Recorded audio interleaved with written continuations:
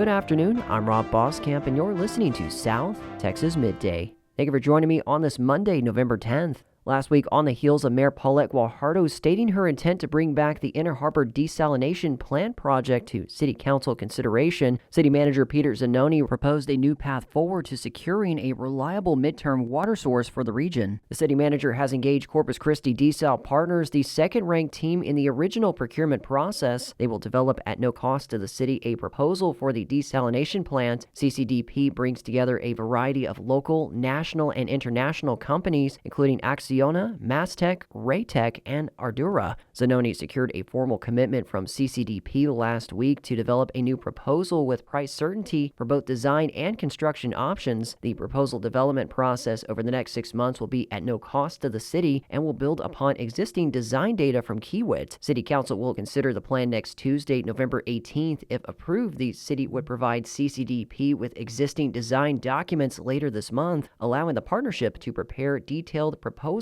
through February of 2026. A final design-build contract could potentially move forward in March or April of next year. Once the design-build contract is approved, the city will initiate a competitive process to secure a 30-year operations and maintenance agreement for the facility. Keeping up with lake levels on current water supplies, as of today, Lake Corpus Christi is currently at 12.4% capacity. Joe Canyon Reservoir is at 10.4%. Last month, interim COO of Corpus Christi Water, Nicholas Winkleman, presented several scenarios regarding how additional water supplies could delay Corpus Christi's Level 1 water emergency. As is, the city would be in that status by next November. With Nueces well fields added to the mix, it would be pushed out to May of 2027. The Evangeline Groundwater Project would push it to December of 2027. The addition of an effluent reuse supply would not trigger the emergency. And last week, Winkleman issued a memo to Zanoni regarding updates on various water supply initiatives. Current expenditures for the Eastern Wellfield project is over $16 million and about $9 million for the Western Wellfield project. The state has committed a $30 million grant for the project. City staff has been working with the Texas Water Development Board on fund appropriations. Resolution to request grant money will be presented to City Council tomorrow. For the Evangeline Groundwater Project, the design team is moving forward with pre-design efforts. The city will have a scheduled workshop this week to further review the distribution of Evangeline water. The city has also engaged a contractor to provide support for pre-construction services. For the reclaimed water infrastructure project, CCW has worked with Ardura to finalize a proposal for effluent conveyance from the Oso wastewater treatment plant to Greenwood wastewater treatment plant. A master services agreement will be presented to City Council for consideration. The next board meeting for the Nueces River Authority is scheduled for this Friday. A request will be presented to begin negotiations with respondents. The city has reserved 50 million gallons per day of the 100 MGD plant. For the Inner Harbor Water Treatment Campus, per the council's direction, a formal request was made to the Texas Water Development Board to authorize a scope change for SWIFT loans currently allocated to the project. A response was received last week stating that the executive administration recommends denying any change that would allow committed funds for Inner Harbor to be used for any other project. And as previously stated, CC Polymers has stated it will be open to continuing discussions regarding alternative forms of collaboration. In state news, Governor Greg Abbott announced yesterday that he's seeking a fourth term as governor of Texas. The Republican made the announcement in Houston, the same city where he won his first election for public office in the early 90s to become a state trial judge. The Texas Newsroom's Blaze Gainey has more. Abbott's announcement wasn't surprising. The three-time governor enters the race as the clear front-runner, both due to being an incumbent and having more than $80 million in his campaign coffers. On Sunday, Abbott outlined a plan he says will give Texans more control over their property taxes, a problem he's been trying to address for years. Those local property taxes are being hiked by your local governments incessantly. It's time that we drive a stake through the heart of the ability of local property tax hikes in the future.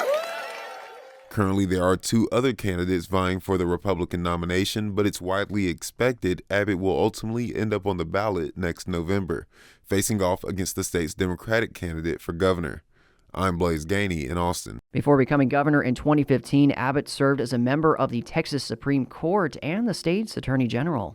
In sports this past weekend, the Corpus Christi ice race fell to the El Paso Rhinos 5-4 on Friday and 9-3 on Saturday. Ice race are in last place in the NAHL South Division standings. In college football, Texas A&M Kingsville routed Western New Mexico 64-13. The Javelinas improved to 3-4 in the Lone Star Conference, scoring 43 points in the first half and eventually the season-high 64 points. Quarterback Jack Turner threw for over 300 yards and 4 touchdowns in the first 30 minutes as the Javelinas bounced back after dropping their previous 3 games. And UTRGV kept their undefeated home streak alive with a 28-21 victory over Nichols. Graduate student Nathan Denny rushed 25 times for 120 yards and 2 touchdowns. Eddie Lee Marburger went 20 for 30 for 247 yards and 2 touchdowns. Tavian Cord caught 4 passes for 84 yards and a touchdown. Defensively, junior TJ Neal recorded 10 tackles, including 7 solos. In Southland Conference volleyball, UTRGV took down Houston Christian in 3 sets on Saturday. The Vaqueros are currently tied with Stephen F. Austin for first place in the SLC standings. And Texas A&M Corpus Christi fell in 5 sets to University of Incarnate Word. Islanders are 6-8 in conference play. Both UTRGV and TAMUK will be in the conference championship tournament later this month. And question of the day: do you still need to wash your reusable water bottle after using it? Well, experts say it's important to clean them regularly as reusable water bottles get grubby no matter what they're filled with. Water bottles pick up germs from our mouths when we take a sip and from our hands when we touch the straw or lid, and they're covered in nooks and crannies which can become breeding grounds for mold, bacteria, and other microbes if left unscrubbed. And unclean water bottles can cause stomach aches and itchy throats and even worsen allergies and asthma. Dr. Mike Wren, a family medicine physician at Baylor College of Medicine, says it's not a big deal how you wash it, but it's also not difficult to wash your bottle.